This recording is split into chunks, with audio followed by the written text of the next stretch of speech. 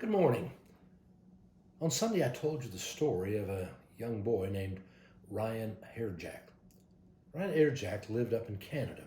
Back in 1998, he was 6 years old when his teacher started telling the kids about all the struggles that were going on in Africa, and she wanted them to take some time during Lent to help save some money and then to be able to do something to give that money that would help the children in Africa.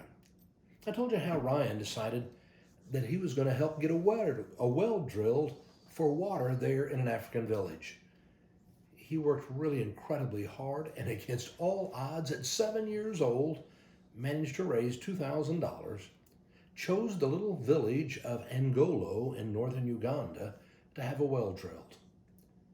Well, before he could go, his teacher, continuing to be excited about now what was happening with Ryan and all this effort in Angolo, created a new project where every child had to have a pen pal there in Africa, and they began to correspond. It turned out that Ryan's pen pal was Jimmy Akana. He was 2 years older than Ryan, but they started writing to each other.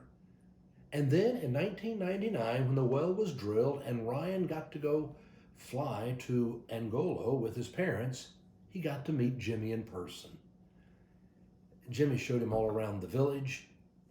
He was telling him about how he had not been able to go to school because of having to go and walk and bring water jugs every day. But now he was in school and he was doing so well. Ryan and Jimmy just hit it off and became great friends.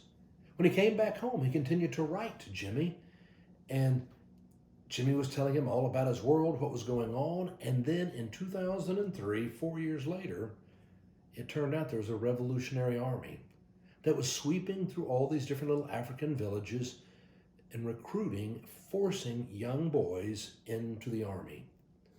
They captured Jimmy. But while they were marching them, Jimmy managed to chew through the ropes tying his hands and slipped away at the risk of his life into the jungle. He got away, came back to his village, and now he was having to hide out because of what all was going on. Well, it turned out that Ryan found out about this. He was writing to Ryan, learning what was going on. His parents heard about it and they wanted to help.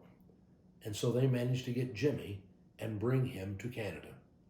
He was able to come on a visa, and then he was able to apply for refugee status. And then in 2007, he became a Canadian citizen. They helped him continue in school. And now that Jimmy was truly there, he became adopted by the family there in Canada. Jimmy began to do incredibly well in school. He's now gone off to college, earned his degree. He's become a teacher. He now helps to go around speaking for drilling water wells and the issues there in Africa, and has even been invited to come to address the United Nations. Jimmy Akana is an amazing young man, doing incredible things. And why?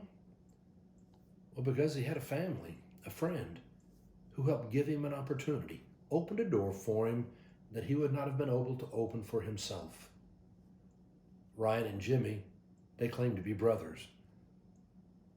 People look at them a little strange. They don't exactly look alike, but they are brothers.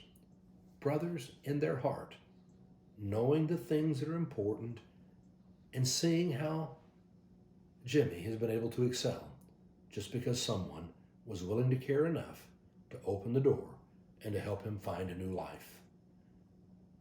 Maybe that's what it means to love your neighbor, no exception, to understand that we all have so much in common and everybody can excel when given an opportunity.